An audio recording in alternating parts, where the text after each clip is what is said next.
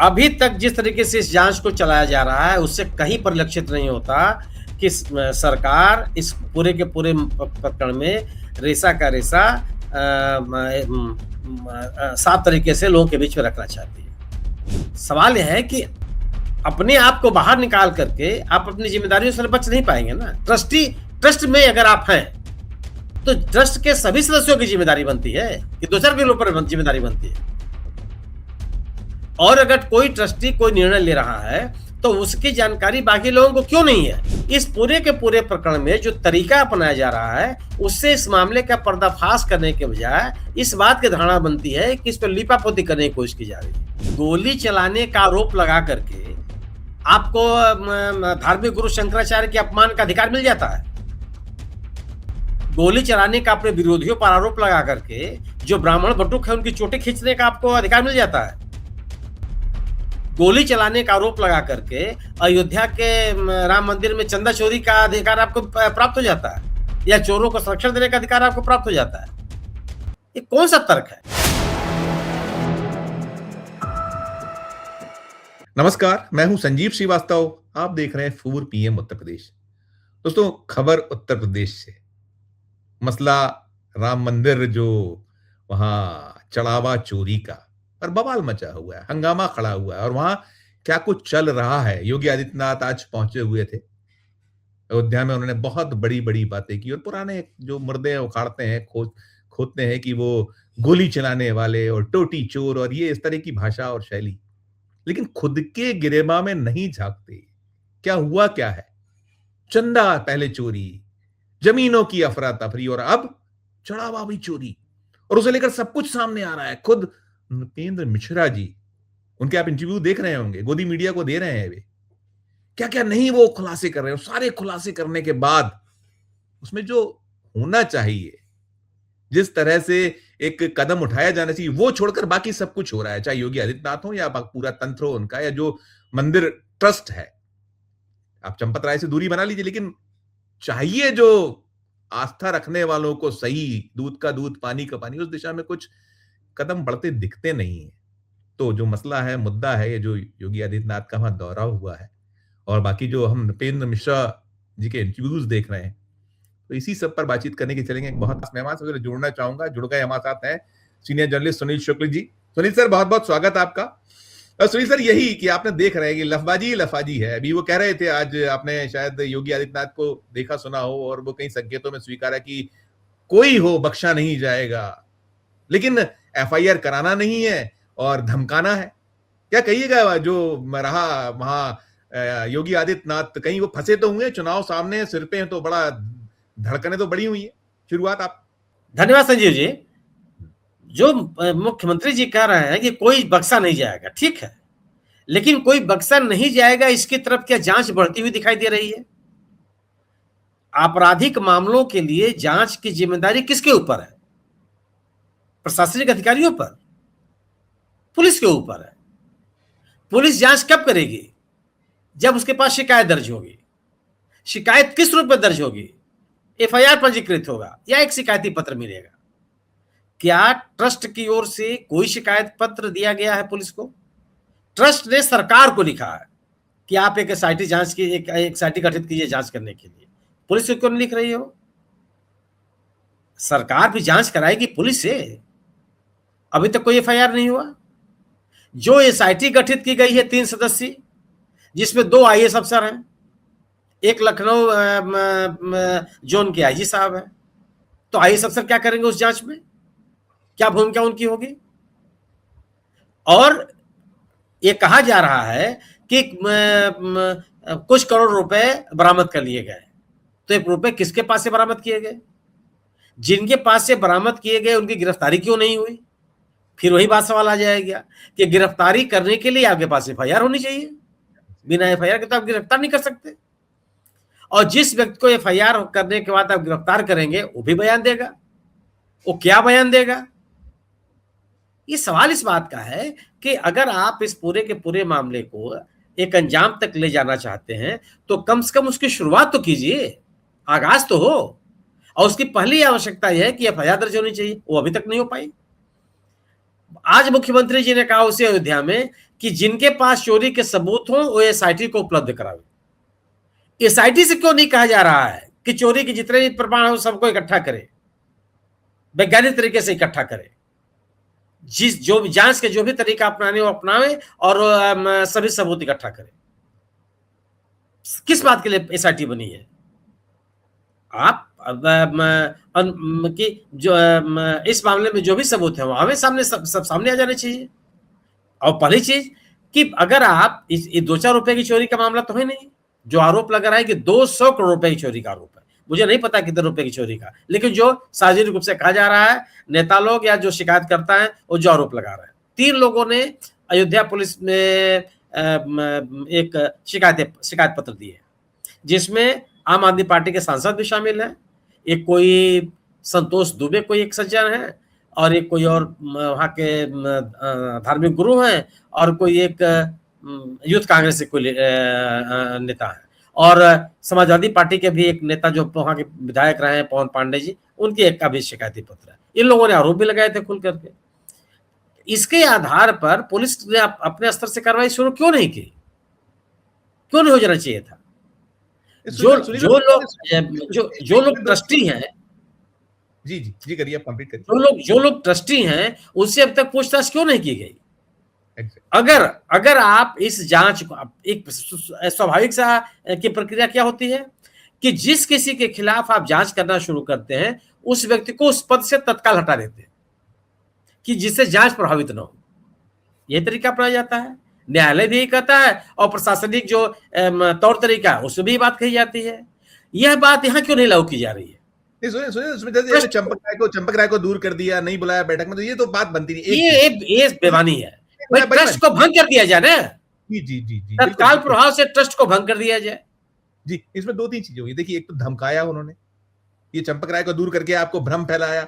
फिर तीसरी चीज वो जो आ जाते हैं कि साहब गोली किसने चलाई थी और टोटी चोर क्या क्या, बड़ी नीचे आ जाते हैं जो मुख्यमंत्री, और बढ़ते बनते वो सनातनी है, बनते वो हिंदुत्व के पैरोकार है, झंडा बरदार है, और वो है चेहरा अपने आप में कि बटोगे कटोगे क्या क्या करते हैं। तो अभी भी वो इसी दिशा में कहीं भटकाने की कोशिश क्या है? क्या आपको लगता है कि मंशा सरकार गोली चलाने का आरोप लगा करके आपको धार्मिक गुरु शंकराचार्य के अपमान का अधिकार मिल जाता है?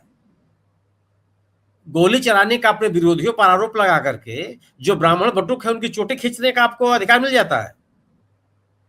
गोली चलाने का आरोप लगा करके अयोध्या के राम मंदिर में चंदा चोरी का अधिकार आपको प्राप्त हो जाता है, या चोरों को संरक्षण देने का अधिकार आपको प्राप्त हो जाता है? ये कौन सा तर्क है? आज इतनी पुरानी घटना को लेकर के आप विपक्ष को, समाजवादी पार्टी को आप साधते रही।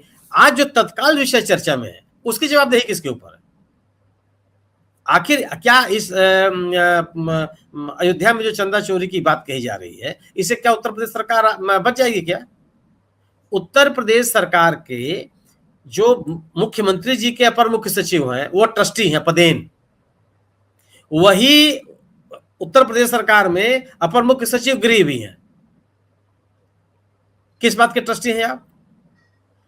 अयोध्या जिले के जिलाधिकारी और मंडलायुक्त पदेन ट्रस्टी हैं जी। अयोध्या जिला तो उत्तर प्रदेश का ही पार्ट है। यस सर, यस के बाहर है, और उत्तर प्रदेश का अगर वो हिस्सा है तो उसका प्रशासन क्या उत्तर प्रदेश सरकार के अधीन नहीं है? उस पे जुरिस्डिक्शन प्रदेश सरकार का नहीं है क्या?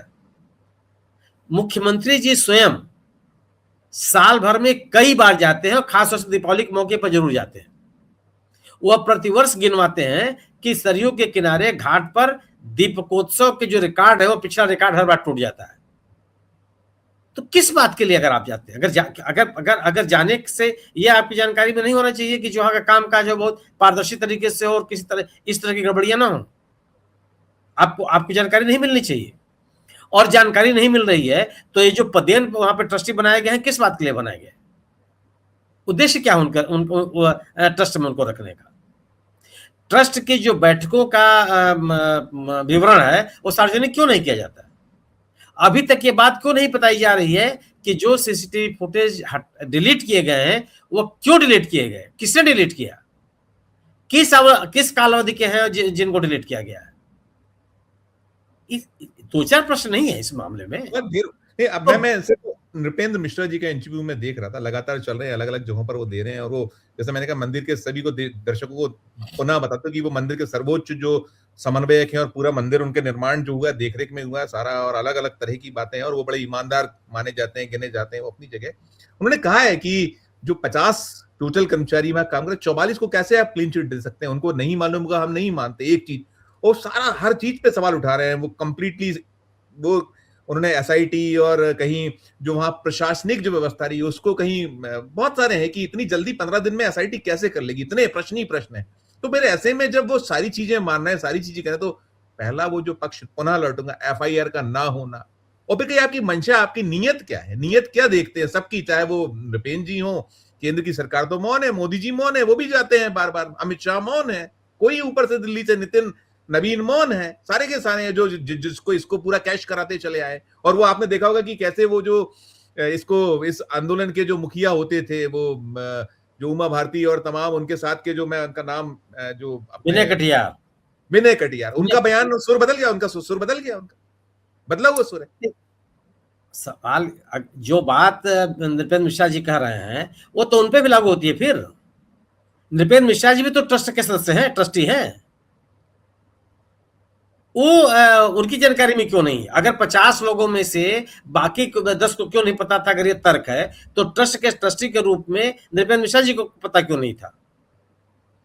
और मंदिर निर्माण के समय भी तो आरोप लगे थे। मंदिर निर्माण के समय आरोप लगाया गया था कि जो ट्रस्ट है वह महंगे कीमत पर जमीन खरीद रहा और जो चंदे की धनराशि उसका दुरुपयोग कर रहा है। आज तक इसमें कोई सफाई नहीं दी गई कि जो आरोप लगाए गए हैं वो बेबुनियाद हैं, तथ्य हैं। तो उस समय जो जमीन खरीद फरोख्त का मसला था, वो तो मुख्य निर्माणकर्ता के कारण से नृपेंद्र मिश्रा जी वहां मौजूद थे। उस समय किस एसओपी का पालन किया गया? सवाल यह है कि अपने आप को बाहर निकाल करके आप अपनी जिम्मेदारियों से बच नहीं पाएंगे ना। ट्रस्ट में अगर आप हैं तो ट्रस्ट के सभी सदस्यों की जिम्मेदारी बनती है कि दूसरे के ऊपर जिम्मेदारी बनती है। और अगर कोई ट्रस्टी कोई निर्णय ले रहा है तो उसकी जानकारी बाकी लोगों को क्यों नहीं है? अगर उस ट्रस्टी ने अपने तहत कोई निर्णय ले लिया और उसको क्रियान्वित कर रहा था तो बाकी लोगों ने जानने की कोशिश क्यों नहीं की? और अगर जानने की कोशिश नहीं की तो उस निर्णय में उनकी सहमति को क्यों न स्वीकार किया जाए कि आपकी भी सहमति उसमें थी? उससे कैसे बच जाएंगे आप? इस पूरे के पूरे प्रकरण में जो तरीका अपनाया जा रहा है उससे इस मामले का पर्दाफाश करने के बजाय इस बात की धारणा बनती है कि इस पर लीपापोती करने की कोशिश की जा रही है। अगर इस मामले में जिम्मेदार लोगों को चिन्हित किए जाने, उनको के खिलाफ कार्रवाई करने किए जाने का गंभीर प्रयास अगर किया जाता तो सबसे पहले मुकदमा दर्ज होता, एफआईआर दर्ज होती। इसकी जांच की जिम्मेदारी अति अनुभवी लोगों को दिया जाता, ऐसी एजेंसियों को दिया जाता जिनकी जांच प्रणाली को लेकर के कोई उंगली नहीं उठती। सबसे बेहतर यह होता कि इसकी जांच ऐसे पुलिस राज्य को सौंप दी जाती जहां भारतीय जनता पार्टी सत्ता में नहीं है। वहां के पुलिस अधिकारियों को, सक्षम पुलिस अधिकारियों को इसकी जांच की जिम्मेदारी दी जाती और न्यायालय के अधीन इसकी जांच होती। ये छोटा मोटा विषय नहीं है। यह विषय इस बात का है कि जो आस्थावान लोग हैं, जिन्होंने अपने इष्ट के लिए अपने अर्जित धन को दान दिया, उसका दुरुपयोग किया गया, जिसकी बात बीजेपी करती रही है। किसी धर्मनिरपेक्ष शासन व्यवस्था में इसका कोई मायने नहीं है, लेकिन सरकार ये बात करती रही है। ये लोगों की आस्था के सवाल को हमेशा इस मुद्दे को उठाती है जो सत्तारूढ़ दल है। उस लिहाज से भी अगर आप बात करें तो ये लोगों की आस्था से जुड़ा हुआ विषय है। लोगों की आस्था को बनाए रखने के लिए आवश्यक है कि आप इस विषय को बिल्कुल गंभीरता के साथ लेते और पूरे पारदर्शी तरीके से इसकी जांच होती।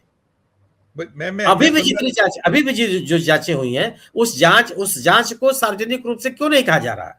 बिल्कुल बिल्कुल बिल्कुल। मैं जो नृपेंद्र मिश्रा की बात कर रहा था, मिश्रा जी ये कह रहे थे कि एक तो प्रशासनिक व्यवस्था पूरी बदली जाए, नई हो जाए, ऐसा उनका सुझाव टाइप का आया। वो जो फैसले लेने के लिए बाध्य कर सकते हैं, जो हैसियत उनकी है, वो कह रहे हैं ट्रस्ट की संरचना में पूरा बदलाव हो जाए। फिर वो कह रहे हैं कि टोटल जो वहां वर्क है उनका एक तत्काल ऑडिट शुरू। अब ये बातें आज की जा रही हैं, ये भी वो फिर वही मैं नीयत आपकी, या जो आपको लीपा पोती का जो शब्द है, पीछे कहीं यही कुछ है, ऐसे ही मान लिया जाए, कुछ किसी की मंशा इच्छा नहीं है इस तरह की बातें किए जाना।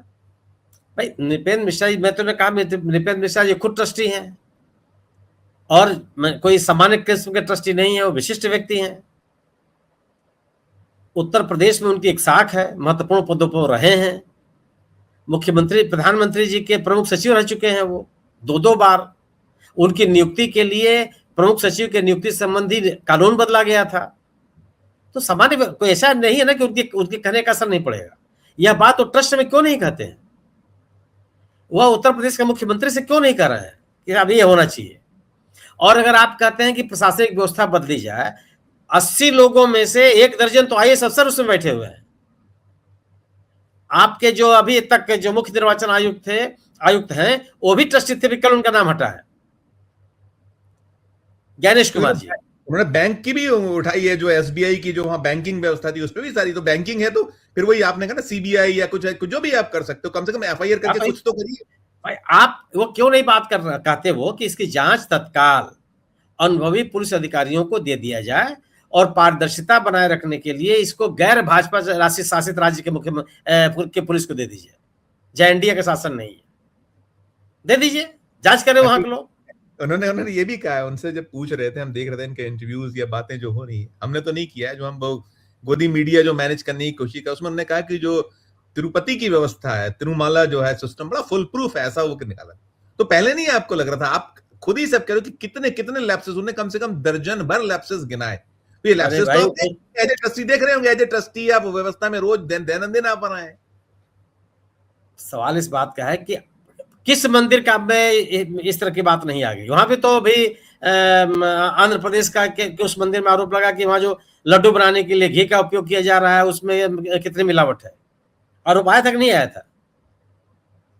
और मुख्यमंत्री की तरफ से आरोप आया था, ये जांच हुई, वो जो जांच का सप्लाई करने वाला जो कंपनी थी उसको हटा दिया गया, जो पूर्ववर्ती मुख्यमंत्री ने उसको लाया था, उसको तैनात किया था। आरोप लगना ठीक, आरोप लगते रहते हैं, लेकिन उन आरोपों की जांच तो हो, और जांच पारदर्शी तरीके से हो। अयोध्या के इस मसले, इस आरोप की जो जांच की जा रही है, क्या वह पारदर्शी तरीके से है? एसआईटी गठित कर दी, एसआईटी में तीन सदस्यीय एसआईटी है, जिसको 15 दिन के भीतर रिपोर्ट देनी है प्रदेश सरकार को। उस 3 सदस्यों में से 2 आईएएस अफसर हैं। जो प्रशासनिक सेवा के अधिकारी हैं, उनको जांच का कौन सा अनुभव होता है? आपराधिक मामलों की कैसे जांच कर लेंगे? 3 में 2 आईएएस अफसर हैं, 1 पुलिस अधिकारी हैं, कैसे जांच कर लेंगे? और अगर आप जो बरामदगियां हुए हैं वो किसके यहाँ से हो रही हैं, उनके खिलाफ कार्रवाई क्यों नहीं हो रही है? अब मूल सवाल तो यही है ना कि पहले तो प्राथमिकी आप दर्ज कर लीजिए। प्राथमिकी दर्ज तो हुई नहीं, अभी तक नहीं हुई। लोगों ने थाने में अपनी अपनी शिकायतें दर्ज कर रखी हैं, तभी प्राथमिकी दर्ज नहीं हुई। सांसद, विधायक, पूर्व विधायक, राजनीतिक दलों के नेता इस पे आरोप लगा रहे हैं, तब भी कोई कार्रवाई नहीं हुई। अब इसको अगर आप, जो आज मुख्यमंत्री जी का भाषण था कि वो जो जिन्होंने राम भक्तों पे गोली चलाई उनको बोलने का अधिकार नहीं है, इससे काम नहीं चलता ना, इससे काम नहीं चलता। आज तो इस विषय को लेकर के आज जो ट्रस्ट है, उस ट्रस्ट में संघ में आस्था रखने वाले लोगों की संख्या है, राज्य सरकार के अधिकारियों की संख्या है, जो भारत सरकार के द्वारा मनोनीत लोग हैं उनकी संख्या है। तो क्यों नहीं इसके इस तरह से जांच की जाती है, जिससे कहा जाए कि पूरी तरह से पारदर्शी तरीके से पूरे प्रकरण की जांच हो रही है, और एक ऐसी व्यवस्था की जा रही है कि भविष्य में इस तरह की स्थितियां पैदा न हो।